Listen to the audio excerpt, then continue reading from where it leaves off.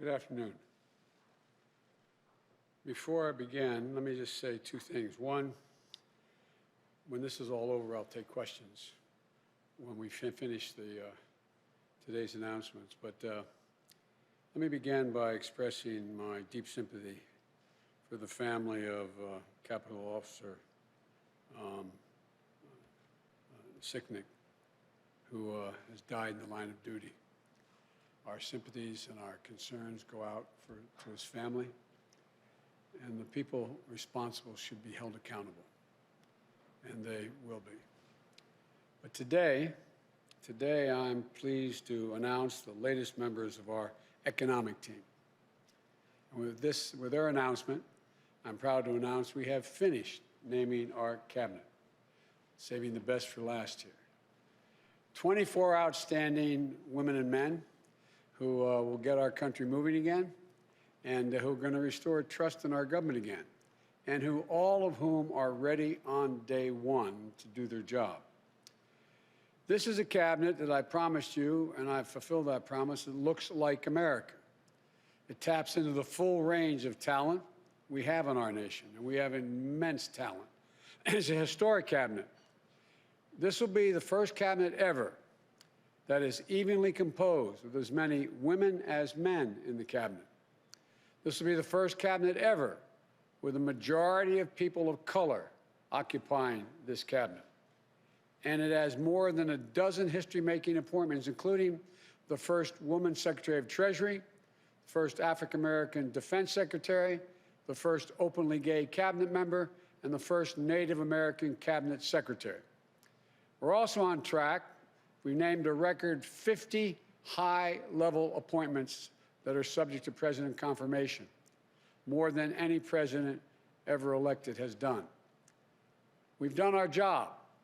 We've begun my job of naming these people. It's my expectation and hope that the Senate will now move to confirm these nominees promptly and fairly. This is especially the case for the nominees of Secretary of State, Defense, Treasury, Homeland Security. I nominated them back in November. Given what our country has been through the last 4 years, the last few days, given the threats and the risks in this world, they should be confirmed as close to January 20th as possible. There should be no vacancies at State, Defense, and Treasury and Homeland Security. And we will remain in this dark winter of pandemic and with the economic crisis that's deepening, and we have no time to lose with regard to the entire team. Consider the December jobs report released today. The anxiety and fear of the women and men out there reminds me of when President Obama and I were sworn in during the Great Recession of 2009. This December jobs report shows millions of Americans are still hurting through no fault of their own. We lost another 140,000 jobs, the first negative jobs report since the height of the pandemic in the spring. More people have just lost a job, while many have been out of work for a long time. And the ongoing gap between Black and Latino unemployment remains much too large, that gap. And in many ways, the jobs report is a pandemic report. With the pandemic raging, people are losing work and losing hope. The hospital industry, restaurant and bars lost more than 372,000 jobs. State and local governments are slashing jobs. 20,000 local educators lost their jobs just last month. In the midst of this pandemic, there are millions of people out of work, unable to pay their rent or their mortgage. They're waiting in line for hours to get food from a food bank. Think of this, the United States of America. People are lined up for miles in their automobiles, waiting to get a meal to put on the table to feed their family. And they're left staring at the ceiling, so many, unable to sleep, worried will they have their health insurance, wondering if they'll be okay.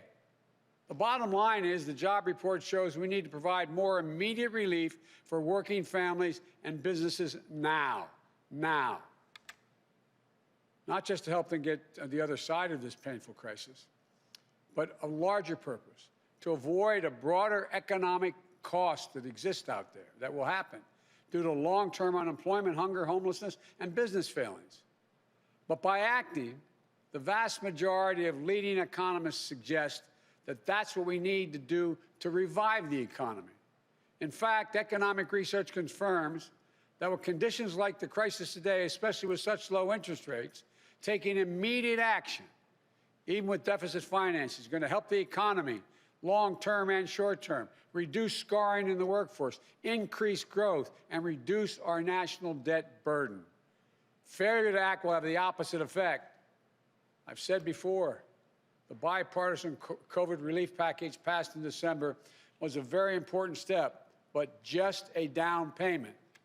Next week, I'll be here with you all laying out the groundwork for the next COVID economic relief package that meets the critical moment of our economy and our country and we face at the moment. For example, vaccines give us hope, but their rollout has been a travesty. This will be the greatest operational challenge we will ever face as a nation. We're going to need billions of dollars to get the vaccines from a vial into someone's arm, the vaccination for millions of Americans. We're also going to need tens of millions of dollars to help reopen our schools and reopen them safely. State, local, tribal communities need tens of billions of dollars to keep educators, police officers, firefighters, and other first responders and public health workers on the job. We need more direct relief flowing to families, small businesses, including finishing the job of getting people that $2,000 in relief, direct payment. $600 is simply not enough when you have to choose between paying rent, putting food on the table, keeping the lights on. I also hope that Democratic control of the House and Senate will raise the odds of prompt action on increasing the minimum wage. I've long said that we need to reward work, not just wealth in this country. People in both parties now recognize it's time to raise the minimum wage so hardworking people earn at least $15 an hour minimum. No one should work as millions are doing today, 40 hours a week at a job and still live below the poverty line. They're entitled to at least a $15 minimum wage per hour.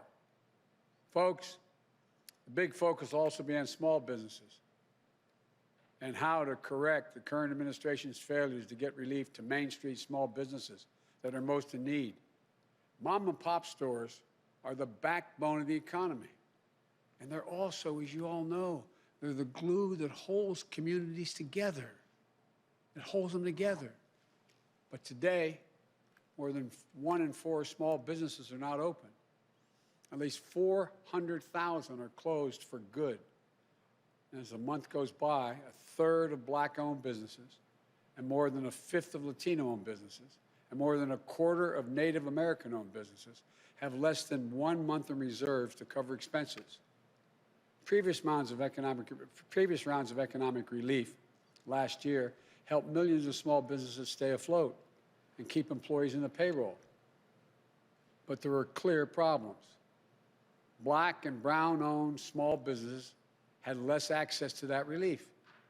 Mom and pop shops were often the last in line, while big, well-connected businesses jumped in front of the line and got more relief and got it faster.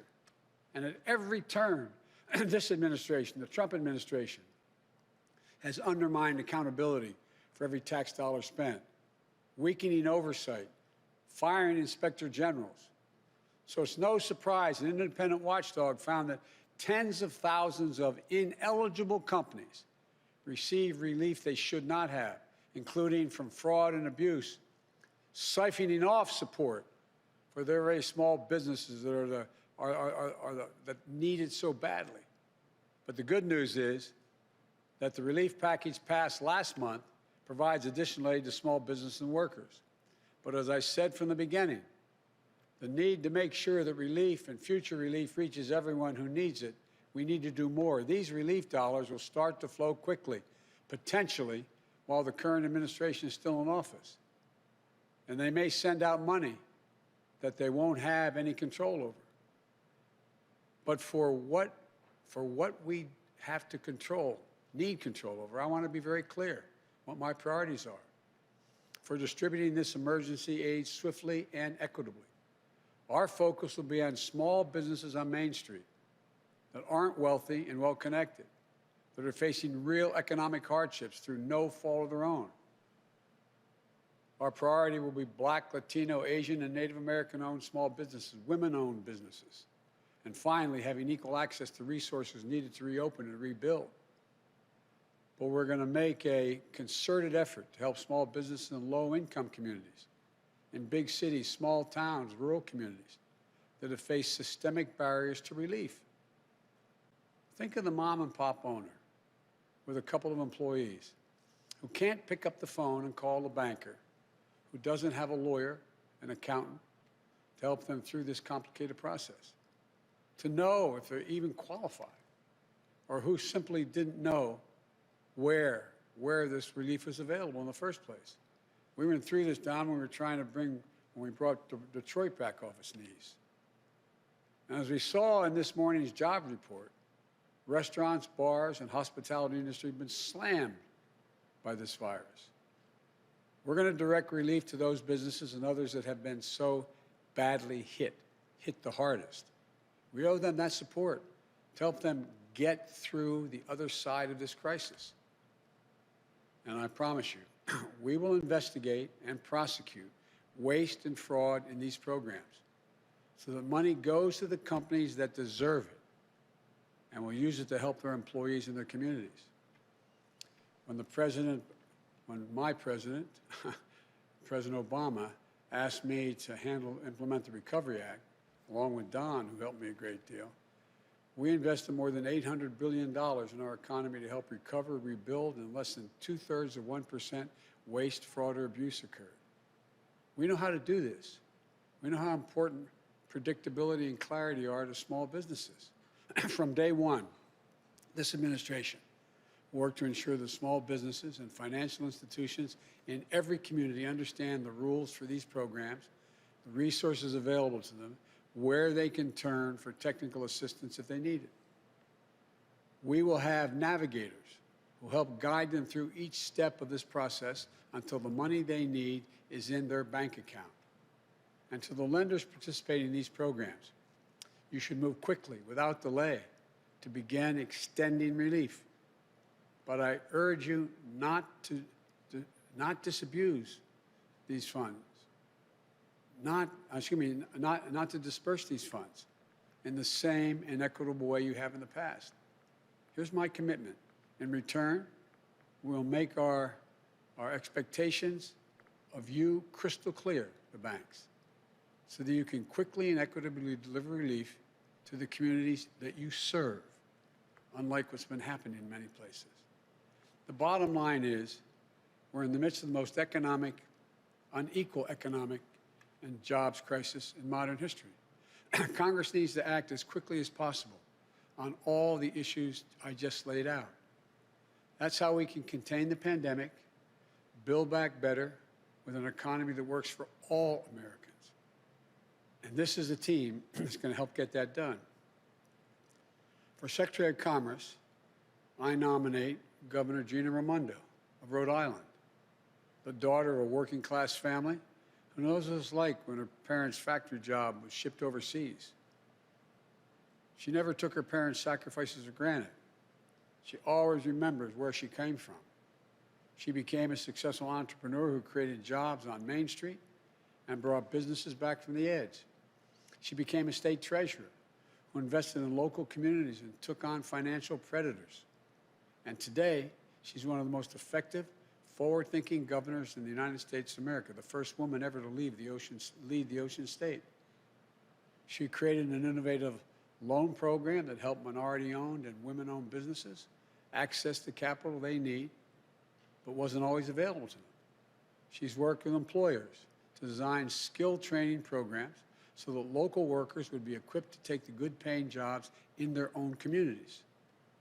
She's put Rhode Island on the path to achieving 100% renewable energy, and she'll be a key player in helping position the United States as a global leader in the 21st century clean energy economy. And she knows what her fellow governors, Democrats and Republicans alike, are dealing with on the front lines of the pandemic and economic crisis they're facing, and how we can all partner together as one nation to contain COVID-19 to build back better. I'm honored, Governor, you're willing to join the administration, and we're really looking forward to working with you. For Secretary of Labor, I nominated a good friend and a stand-up guy, Marty Walsh of Boston, son of Irish immigrants. From his only downside, they're not from Mayo, they're from Galway. From Galway, moved to Boston. Marty was born and raised in Dorchester. I know him, tough as nails. Diagnosed with cancer at age 7, beat it at age 11. Joined the laborers union, 223 at age 21. Elected to the state legislature, became union president, and graduated from college at age 42. He's now in his second term as a successful mayor of the iconic American city of Boston, who always puts working people first, fighting for a $15 minimum wage, paid family leave, providing frontline workers with emergency child care and protective equipment they need. Marty understands, like I do, that the middle class built this country, and unions built the middle class. He sees how union workers have been holding this country together during this crisis. Healthcare workers, keeping our hospitals safe, clean, and effective, and efficient, I might add. Public service workers, fighting against budget shortfalls to keep communities afloat. Port workers, car haulers, warehouse workers, folks keeping our air and rail systems running. They're literally what's keeping us going. And they deserve a Secretary of Labor who knows how to build their power as workers, who knows that when I say our future will be made in America, it will be a future built by American workers, a future with historic investments in infrastructure, clean energy, manufacturing, and so much more that's going to create millions of good-paying jobs. Marty knows worker power means not just protecting the right to unionize, but encouraging unionization and collective bargaining.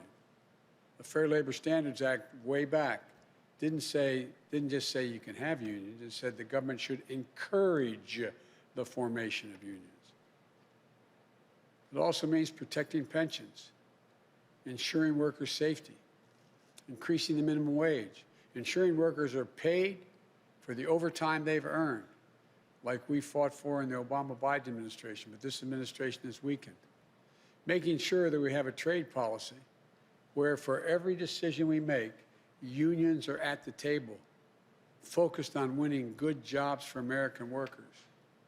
This is one of the most important departments to me. I trust Mayor Walsh, and I'm honored he accepted. But I also want to say I did give serious consideration on nominating my friend Bernie Sanders to this position.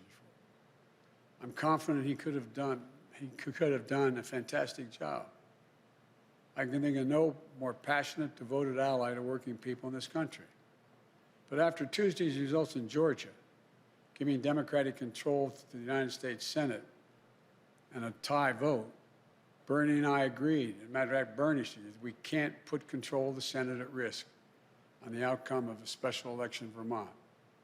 And he agreed we couldn't take that chance.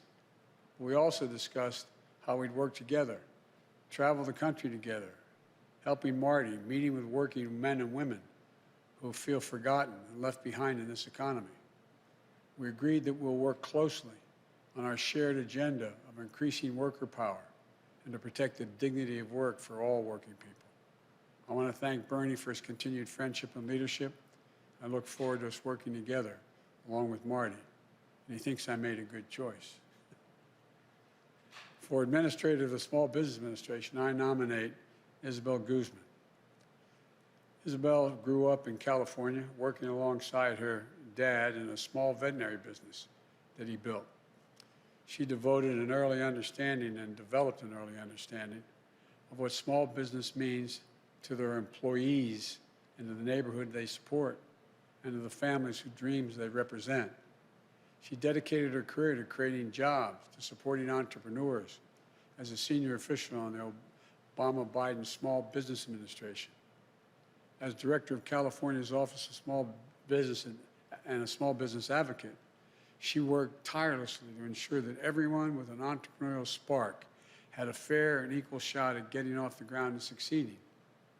The Biden-Harris administration will be locked in on helping small businesses recover, rebuild, and remain the engines of our economic strength.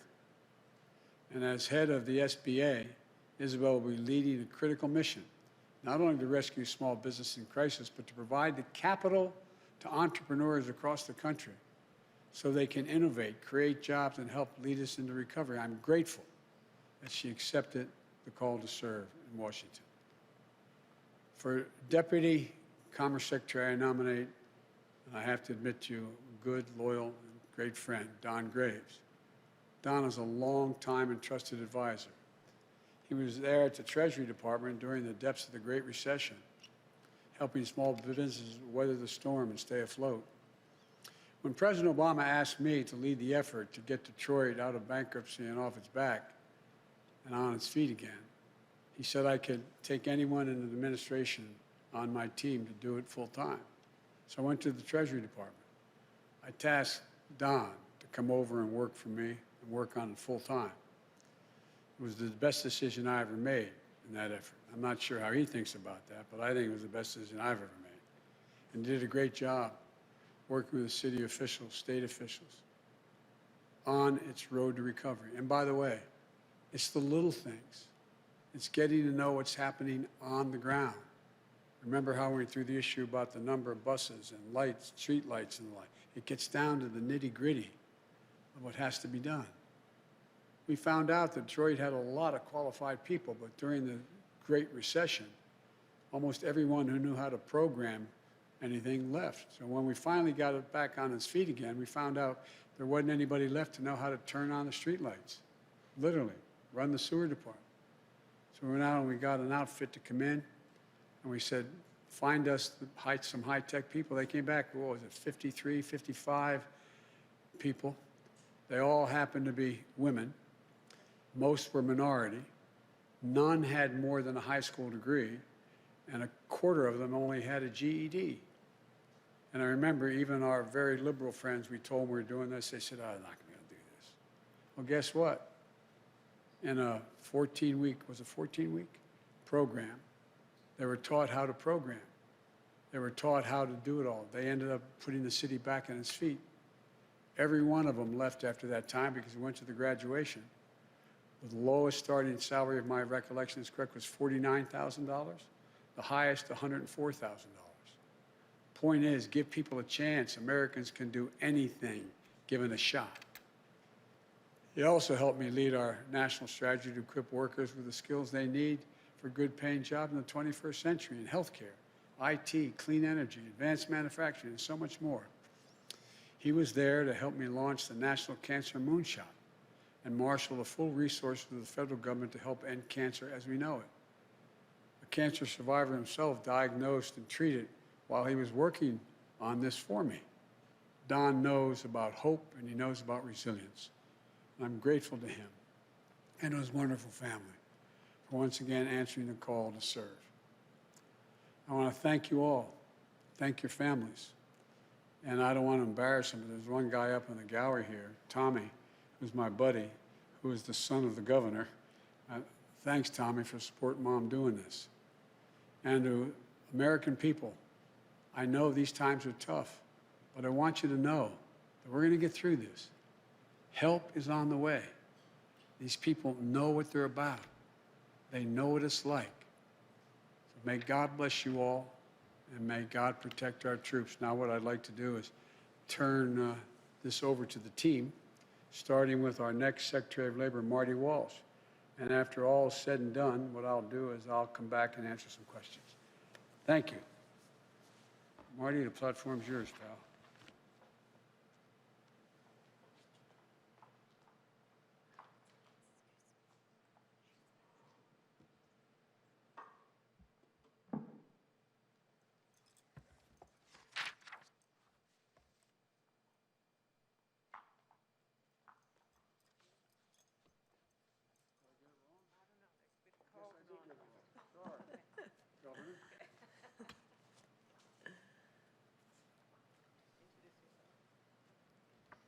Thank you. Good afternoon. Good afternoon.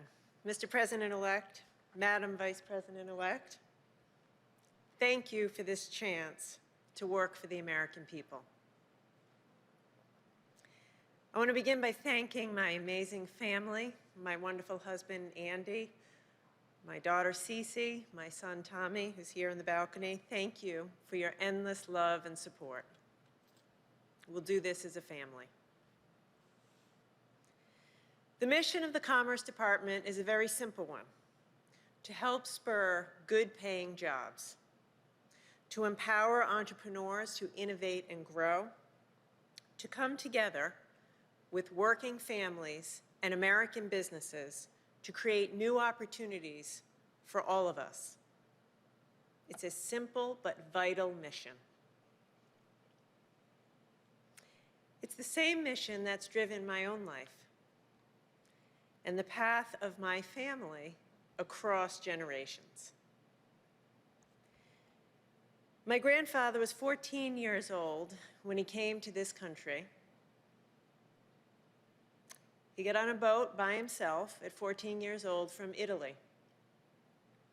He came to America in search of new possibilities. He taught himself English late at night in the Providence Public Library. The library was open late at night. He started a family, and the first chapter of our family's new American story. My father was the son of another Italian immigrant, a butcher who helped found the Meat Cutters Union in Rhode Island, which is now the UFCW local in Rhode Island. And after serving in the Navy and going to college on the GI Bill, my father went to work in manufacturing, spending most of his career at the Boulevard Watch factory in Providence. Now, I was the youngest of 3 kids, and there were 6 of us, including my grandfather, all in a small house, sharing one bathroom. Now, we didn't have a lot, but we had everything that we needed. Until one day, my dad came home and he said the factory was going to close. The jobs were going overseas. And so after 28 years of dedicated work, he was pushed unceremoniously into early retirement in his mid-50s. I have to tell you, it was a very difficult time for my family. And like so many American families across this country today, we had to cut back to make it through. But my mom kept our family together, and we did get through. And I went on to college, and I started to chase my own dream of starting a business and creating jobs for hardworking people. Because I knew exactly what those jobs would mean. What those jobs would mean for families who had fallen on hard times, for communities where the factory had shut down, and for a state that needed a shot in the arm to get back on its feet. When I announced my run for governor, Rhode Island was in the midst of an 8-month streak as the state with the highest unemployment rate in the nation. But over the last 6 years, we've worked hard, we fought back, and we've grown our way back, achieving a record number of jobs and the lowest unemployment rate in over 30 years. Now, we did that by bringing together our workers and businesses, working together, coming together in common cause. We invested in our people, in their skills, their opportunities, and their dreams. We helped new businesses launch, and we sparked others to hire and grow responsibly. That's the same vision, the same faith in American workers, in American entrepreneurs, that I see in the Build Back Better agenda. It's a vision for an inclusive recovery that lifts up those who've been left behind. It's a vision for a national effort that provides skills, training, and wraparound supports to get Americans back to work. It's a vision for rebuilding American manufacturing and bringing back jobs to America from overseas. And that's why I am ready to get to work. I am excited to get to work on a national scale to help realize the vision of the President-elect and Vice President-elect to help more hardworking families in every community write the next chapter of their own American stories. So thank you. Thank you for this opportunity to serve the American people.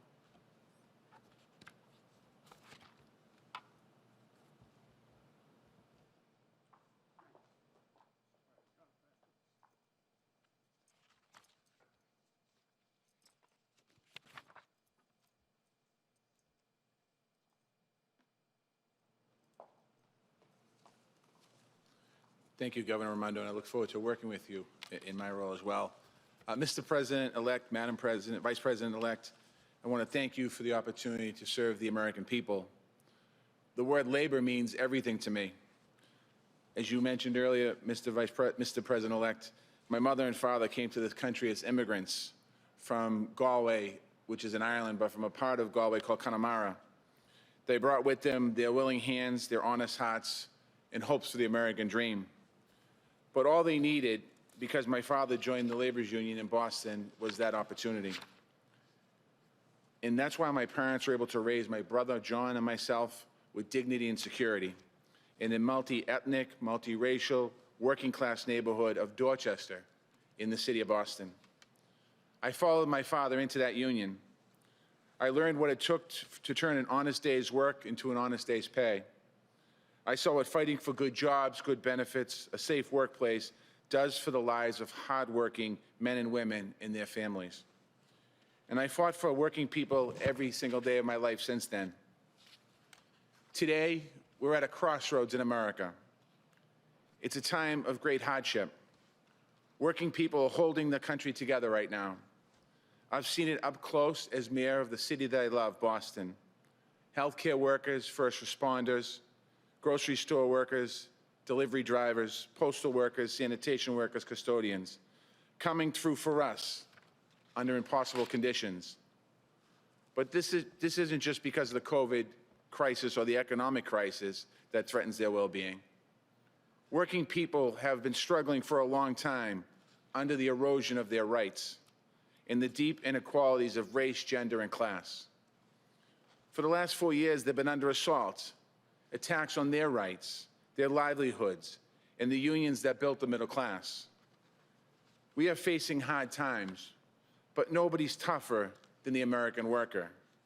And now we have the opportunity to put power back in the hands of working people all across this country. And that is a good thing for our economy and for our country. We can defend workers' rights. We can strengthen collective bargaining. We can grow union membership. We can create millions of good-paying jobs with investments in infrastructure, clean energy, and in high-tech manufacturing, along with the workforce training to help get those people into those good jobs. This team, the Biden-Harris team, has the plans to make this happen.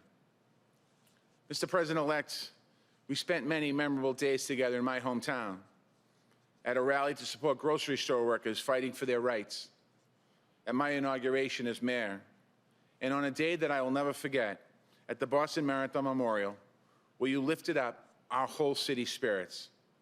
So I know that from Dorchester to Scranton, Wilmington to West Virginia, and all across this great nation, your home and your heart are with the working people.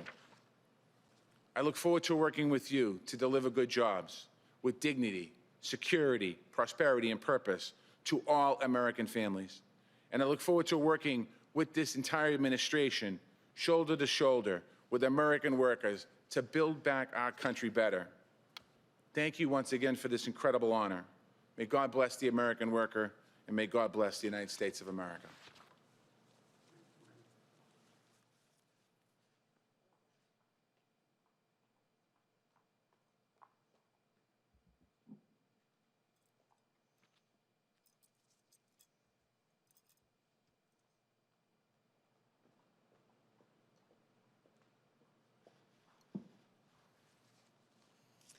Good afternoon. Mr. President-elect, Madam Vice President-elect, I am honored and truly thankful for this opportunity to serve America's small businesses. Together with you and the exceptional and diverse team you're assembling, I am eager to build our economy back better in every community. The small business experience is personal to me. I grew up in an entrepreneurial family. My father started his first veterinary hospital when I was 1 year old, and I recall early childhood memories of tagging along with him to the hospitals to check on the animals under his care. As I grew older, I worked alongside my dad at the family business and witnessed his dedication to his clients, his employees, and the community. I saw him spending endless hours wearing multiple hats, tirelessly working to learn more and grow the business. Those memories have defined my career and really inspired my work, still today. Along my own path, I have partnered to start businesses, and I have helped entrepreneurs launch and grow their firms. I have advised a startup minority-owned bank, and I have co-founded a consulting firm for small business contractors. At the U.S. Small Business Administration, I was honored to help make a difference on a national scale. I formed a deep passion for the SBA's work, providing loans, investments, contracts, and counseling to help entrepreneurs start and grow and spur job creation. Today, as California's small business advocate, I support the small businesses and innovative startups of the 5th largest economy in the world, focusing on ensuring the economy works for everyone, as that's how we thrive together. Now, I'm honored to return to the SBA at a crossroads moment for small businesses, the dreams they embody, the people they lift up, and the communities they serve. So many small businesses across the country have been devastated by the pandemic and economic crisis. A disproportionate impact has fallen, as it often does, on our businesses owned by people of color.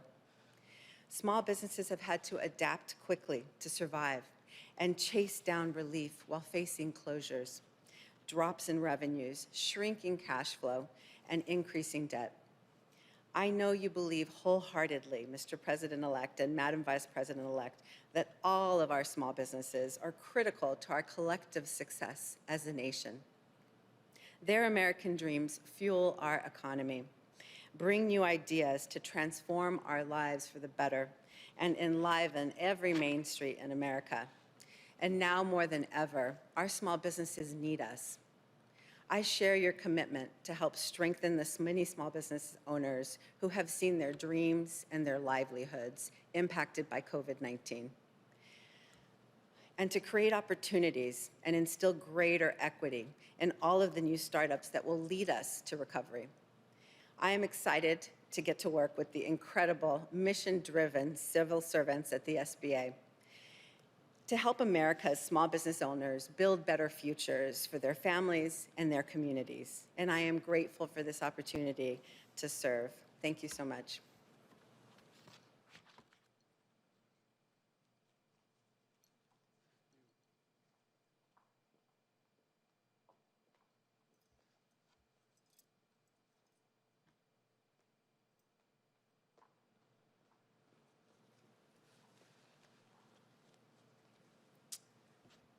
Mr. President-elect, Madam Vice President-elect, I'm honored and humbled to be here today. I first want to thank my family for giving me permission to once again serve the American public. I've spent my career in government, the private sector, and nonprofits, finding ways to ensure that economic opportunity is inclusive and broad-based. And as it is for all of us in our own ways, it's personal. I come from a long line of small business owners, including one who owned and operated the only African-American-owned hotel in the mid to late 1800s, just 4 short blocks from where the Commerce Department sits today. But for too many people in this country, the chance to start and grow a business, to take their idea into market and sell all over the world remains elusive all these years later. But we also know that government, its resources, and its experienced and capable civil servants can help level the playing field and empower people, communities, and our economy to reach their full potential. Mr. President-elect, I saw it firsthand when you and President Obama prevented another Great Depression and helped us recover, rebuild, and put us on the way to resurgence. I saw it in Detroit, where we were able to provide the partnership to help residents, businesses, and leaders get their city back on the feet again.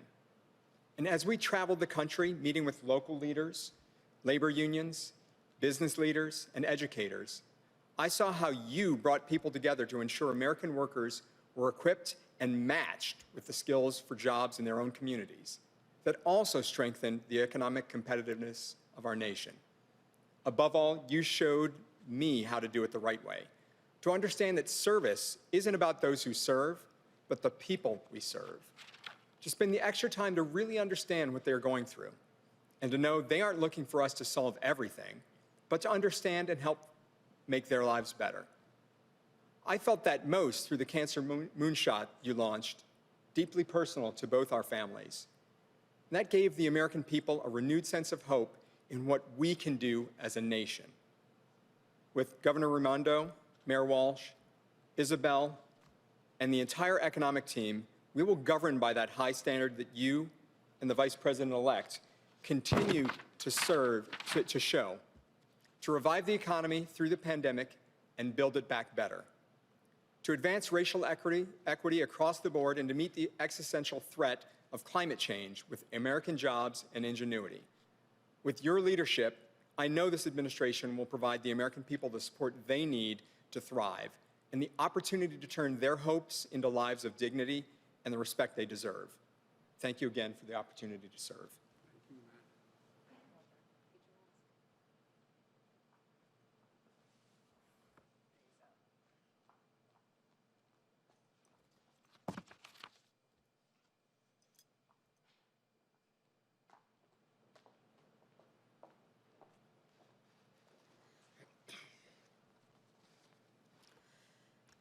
One of the fundamental values that the President-elect and I share is a belief in the dignity of work. We both understand that a job is so much more than just a paycheck. It's about dignity and respect. Joe learned that lesson from his father, and I learned it from my mother. My mother taught me, in her words and in her actions, that no matter how you earn a living, whether you're a caregiver or a truck driver, a grocery store clerk, or a small business owner, every job has inherent value and worth. And every worker, everywhere, has a right to earn a living wage, work in safe and healthy conditions, and pursue a better life for themselves and their family. We also know that right now, the dignity of an honest day's work and the financial stability of a steady income are out of reach for millions of Americans. The December jobs report makes that very clear. Food banks, as the President-elect has said, are being strained, trying to feed people who've had to worry for the first time in their lives about where they can find their next meal. Essential workers, like the nurses Joe and I called over the holidays, continue to risk their own health and the health of their families for all of us. Small business owners, from restaurants to barbershops to dry cleaners, they're hurting. And let's be clear, those who run America's small businesses, they're not just business leaders, They are civic leaders. They are community leaders. They're the ones who sponsor the Little League team and scholarships for local kids and all kinds of local causes and activities. They're the ones who are role models in their communities. And we've got to do right by them. So first and foremost, as the president-elect has said, we will provide more immediate relief. We must, for working families and businesses now. And even as we address our immediate crises, even as we work to contain this pandemic and open our economy responsibly, we must also do what President-elect Biden and I have pledged to do. We must build our economy back better so that it lifts up everyone, no matter what you do for a living or where you live, whether it's in a small town, a big city, or anywhere in between. And that means providing access to capital for small business owners, the economic engines of our neighborhoods, so that they can create the jobs that are in our communities and help our communities thrive. It means making sure we're equipping workers with the skills they need for the jobs of the future, and making sure our entrepreneurs and businesses continue to out-innovate and out-compete the rest of the world. And it means protecting and expanding workers' rights by fighting for a higher minimum wage and paid leave, safe and healthy workplaces, and stronger unions. From working with unions as San Francisco's district attorney to helping author the Domestic Workers' Bill of Rights in the United States Senate, I can tell you from personal experience that whether it's the apprenticeships of the building trades or the caregiving skills of home health care workers, this is some of the most important work being done in our country. The president-elect and I know that, and so does this team we are announcing today. These are leaders, and I've worked with many of them, who together with the rest of our economic team will help create millions of good-paying union jobs and build an economy that is stronger and fairer for working people.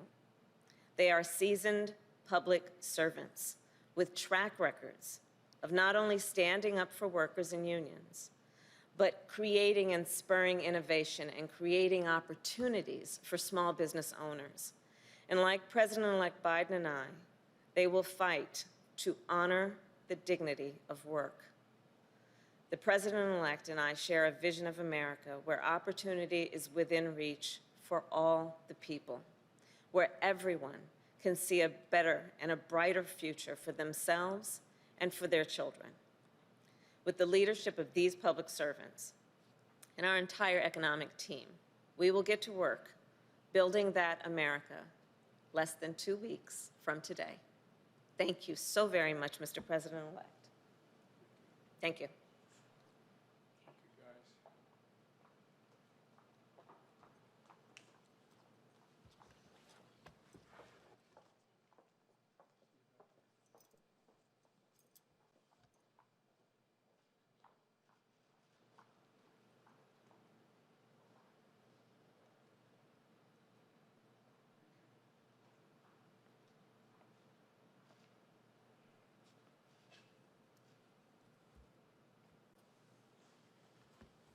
Well, folks, let me take some of your questions. We'll have chances again this week to do it. But let me yield, and you tell me who we're talking to.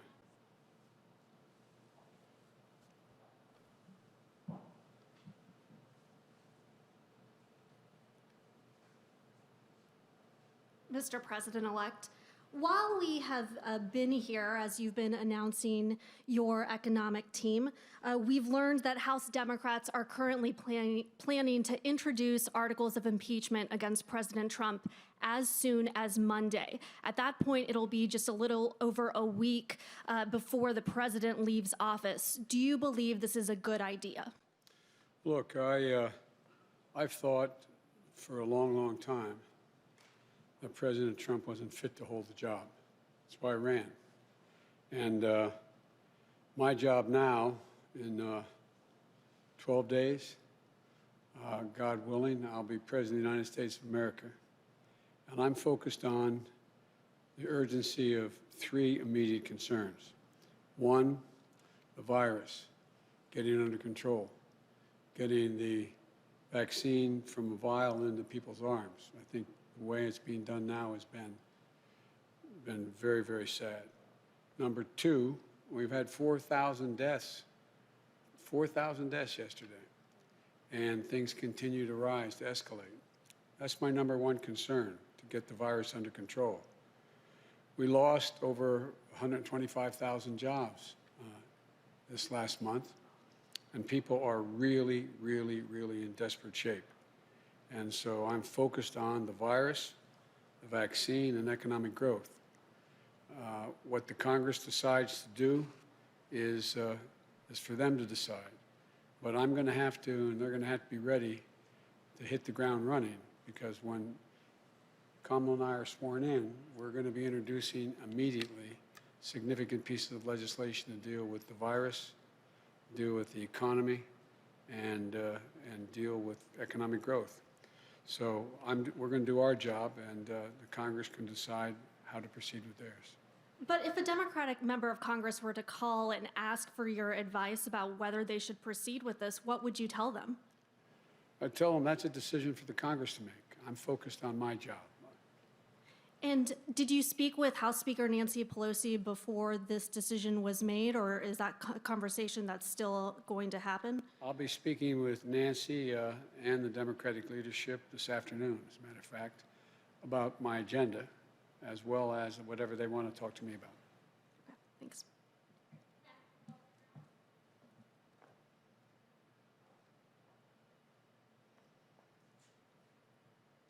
Thanks, Mr. President-elect. Thank you, Ken. I wanted to ask you about your agenda in light of the jobs report that came out today. You're going to be laying out the principles of your plan. Do you think the need in the COVID relief bill is greater than you anticipated? And what is the price tag that you're looking at? I've been told it could be in the $2 to $3 trillion range. And then as it relates to the direct cash payments, you've talked about the need for $2,000 checks. Do you want to see that in a Senate standalone bill as a way to speed up the process? Or do you think those direct cash payments should be part of the package that you're going to be proposing? Well, we're going to be proposing an entire package. And parts of that package are of equal consequence to people. Unemployment insurance, being able to continue with rent forbearance, the whole range of issues. So that's number one. We think that they all have to be dealt with. The price tag will be high. But as I said, made scant reference to in my opening comments, the overwhelming consensus among the leading economists, left, right, and center, is that in order to keep the economy from collapsing this year and getting much, much worse, we should be investing significant amounts of money right now to grow the economy. And that's a pretty wide consensus. And as you know, Moody's had done an analysis of what I originally had been talking about and said that it was necessary to keep the economy from going down. It would rise, we'd create 18.6 million jobs, create $2 trillion more in economic growth than the other administration would, this outgoing administration. So it is necessary to spend the money now. The answer is yes, it will be in the trillions of dollars, the entire package. But it will be, I'll be here next Thursday laying out in detail how that package is going to go. But the basic story is simple, that if we don't act now, things are going to get much worse and harder to get out of the hole later. So we have to invest now. Secondly, we're going to have to meet the emergency needs of the American people. I mean, literally, I know you know this, Ken, that people are having trouble just putting food on the table, just having to keep the payment of their car, maybe even able to turn the lights on. There's a dire, dire need to act now, purely out of what is a humanitarian need here at home.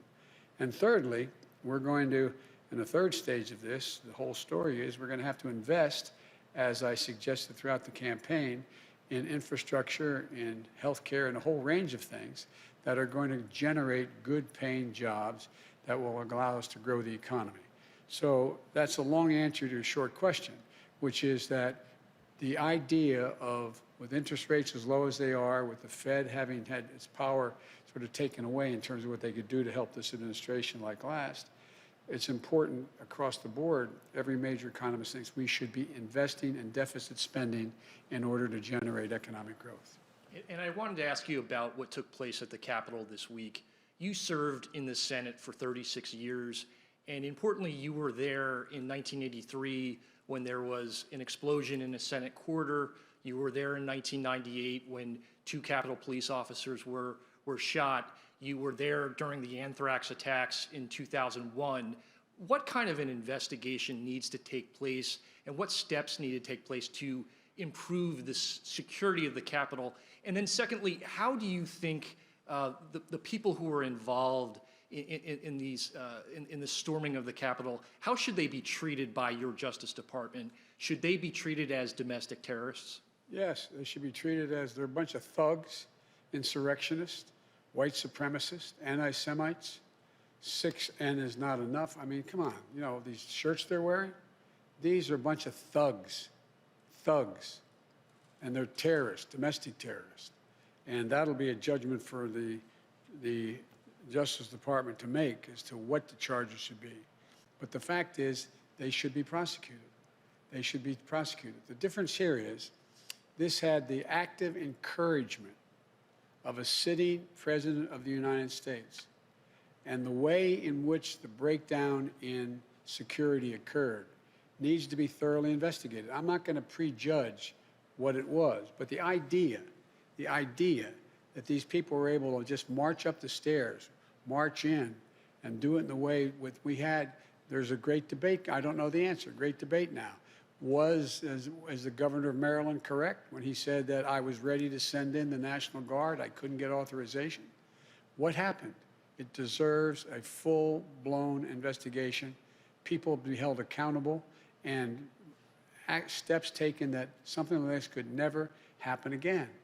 And the difference this time is, every nation has dealt, every democracy has dealt with individual terrorist attacks by groups that are very targeted. The largest target was 9/11 and the buildings.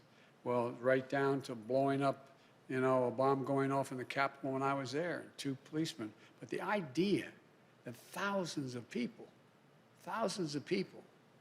could be marching up the steps of the United States Capitol, breaking windows, breaking doors, forcing their way in, stepping aside.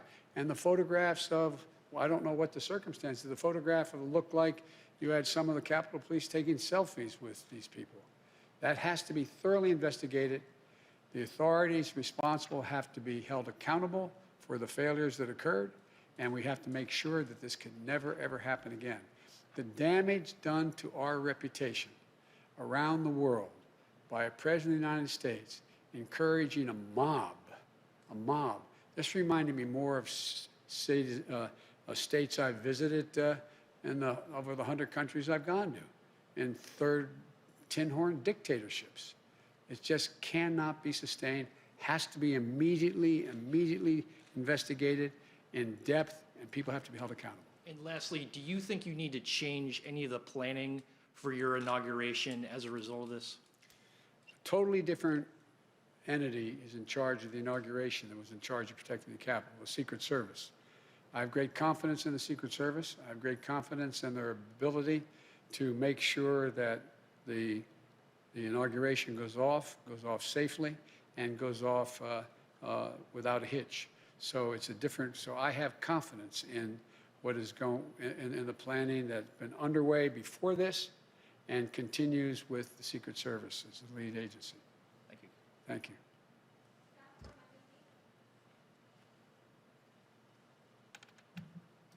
President-elect Biden, Vice President-elect Harris, good to see you both.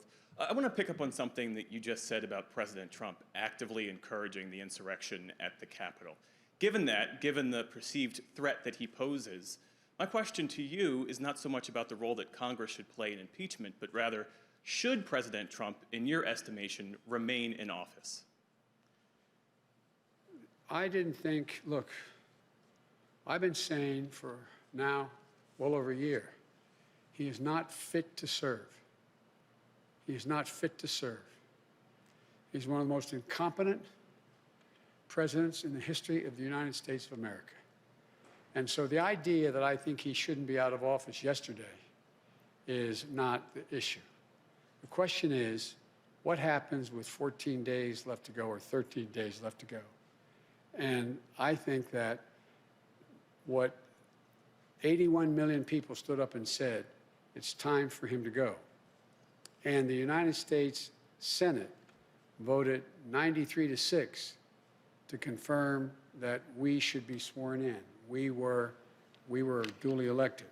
So I think it's important we get on with the business of getting him out of office. The quickest way that that will happen is us being sworn in on the 20th. What action happens before or after that is a judgment for the Congress to make, but that's what I am looking forward to, him leaving office. I was told that on the way up here, way over here, that he indicated he wasn't going to show up at the inauguration. One of the few things he and I have ever agreed on. It's a good thing I'm not showing up.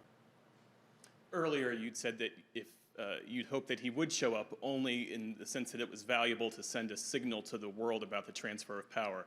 You've clearly changed your perspective on that. Because he has clearly demonstrated, he's exceeded even my worst notions about him.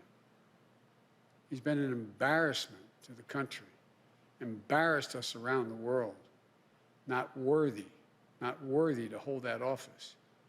If we were 6 months out, we should be moving everything to get him out of office, impeaching him again, trying to invoke the 25th Amendment, whatever it took to get him out of office.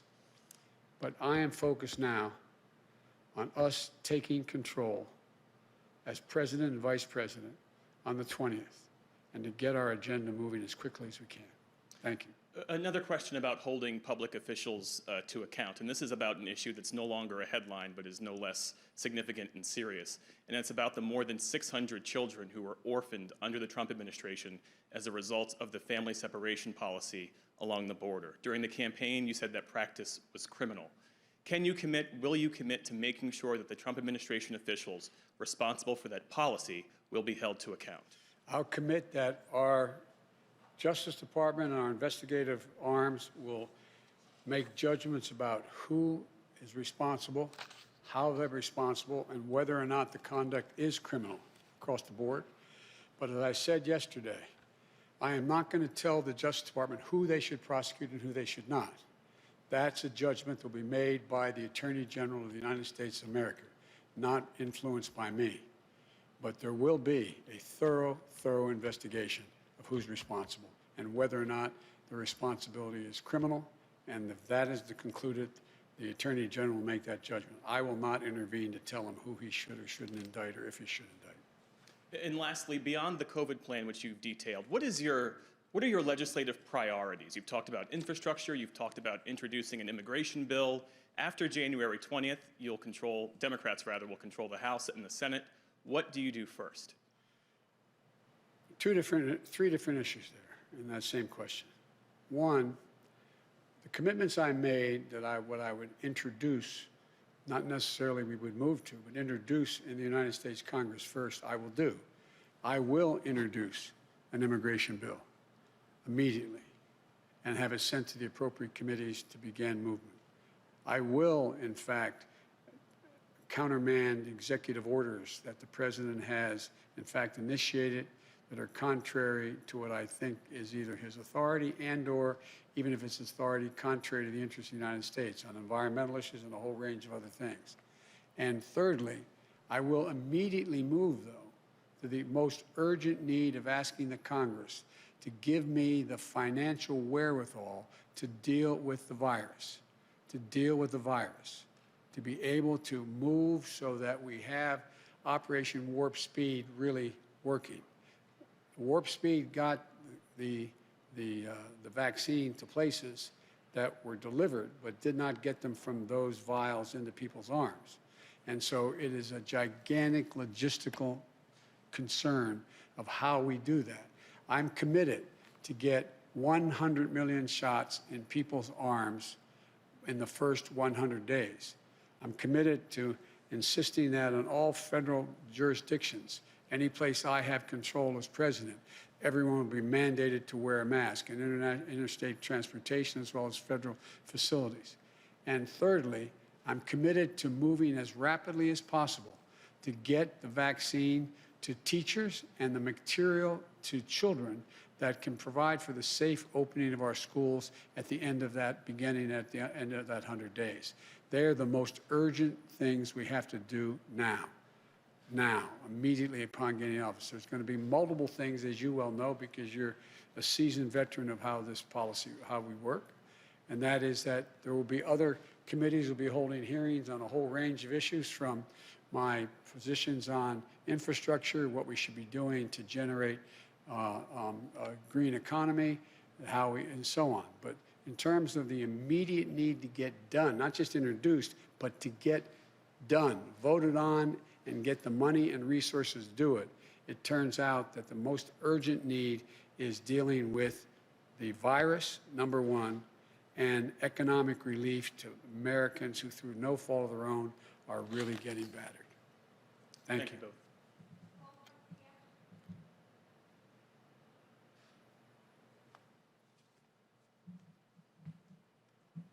Thank you, Mr. President-elect and Madam Vice President-elect. I want to follow up with respect to what you just said about the inauguration and that it's a good thing that the president is not coming. But what about the Vice President, Mike Pence? He's welcome.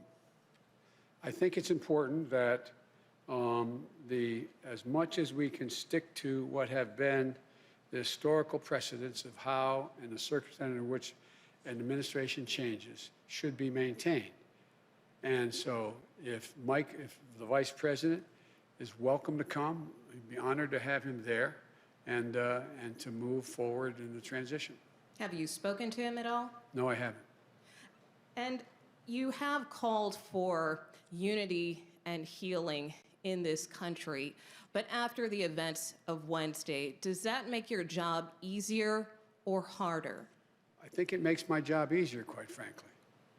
I've had a number of my Republican colleagues, former colleagues, I used to serve in the Senate for a long time, call me. Many of them are as outraged and disappointed and embarrassed and mortified by the president's conduct as I am and Democrats are. And I think I have said from the beginning, and I have not changed my view, my overarching objective is to unify this country. We must unify the country. And I think that you've heard me say this before, and I apologize for repeating myself, but understandably the questions are repetitive and good. I mean, I'm not being critical of the question. And that is that there's two ways people are inspired: by inspirational leaders and by terrible leaders. By terrible leaders. What this president has done is rip the Band-Aid all the way off to let the country know who he is and what he's about and how thoroughly unfit for office he is. And you see already a number of Republicans. I was so proud. I know we're on opposite sides. I'll get criticized from some of the people in my party for saying this, but I've worked very hard with and against the former, soon-to-be former Majority Leader, Mitch McConnell. I thought what he said on the floor of the United States Senate was, in fact, the right thing to do. He stood up. He's ashamed. I spoke with a guy I have enormous respect for, and I ran against him, Mitt Romney. I spoke to Mitt this morning again. This is a man of enormous integrity, who lives his faith. There are so many more, but there's others who should be ashamed of themselves. But they make up a minority of the Republican Party. This isn't about Republican, Democrat anymore. This is about people who understand what this country's about and the things we have to agree on and move together on. I just think that if you look at it, speaking to some of my Republican colleagues, and I've spoken to a number of them over the last month since we've been elected, through recently as the day in which this god-awful debacle was taking place up on the Hill. And I think they understand that they're going to have to, we need a Republican Party. We need an opposition that's principled and strong. And I think you're going to see them going through this idea of what constitutes a Republican Party. And to hear some of my colleagues, Republican colleagues, talk about how shameful it is of the way Ted Cruz and others are dealing with this, how they're responsible as well for what happened. Do you think some of them should resign? Should Senator Cruz or Senator Hawley resign? I think they should be just flat beaten the next time they run. I think the American public has a real good, clear look at who they are. They're part of the big lie. The big lie. I was being reminded by a friend of mine, and maybe you were with me, I can't recall, when we were told that, you know, Goebbels and the great lie, you keep repeating the lie, repeating the lie. Well, there was a print that when Dresden was bombed, firebombed, there were 250 people that were killed, or was it 2,500 people were killed? And Goebbels said, no, 25,000 or 250,000 were killed. And our papers printed that. Our papers printed it. It's the big lie. People will know it's one thing for one man, one woman, to repeat the lie over and over and over again. By the way, Trump said that before he ran. If you say it enough, I'm going to convince you. I'll say it enough. The press is bad, the press is bad, the press is bad, the press is bad. If he's the only one saying it, that's one thing. But the acolytes that follow him, like Cruz and others, they are as responsible as he is. And so it's not about whether or not they get impeached. It's about whether or not they can continue to hold power because of the disgust the American people have for their actions. There are decent people out there who actually believe these lies because they've heard it again and again. I was with a friend of mine who's a medical doctor telling me that his neighbor said to him, he lives in another state, his neighbor's a good person, said, but you know, doc, this is true. There's a lot of chicanery that went on in this election. He said, tell me what? Well, I just know there was. They say it is. They say it is. This is a human condition. You say it and say it and say it and say it. The degree to which it becomes corrosive is in direct proportion to the number of people who say it. And so it's interesting to me, and I was pleased to hear some of the more prominent Republicans say to me that the Ted Cruzes of the world are as responsible in terms of people believing the lies as, not as responsible, but similarly responsible like Trump. But they didn't say, go to the Capitol, I'll be with you, follow. That's a different story. Thank you. Thank you. Thank you all very, very much. Appreciate it. Thank you.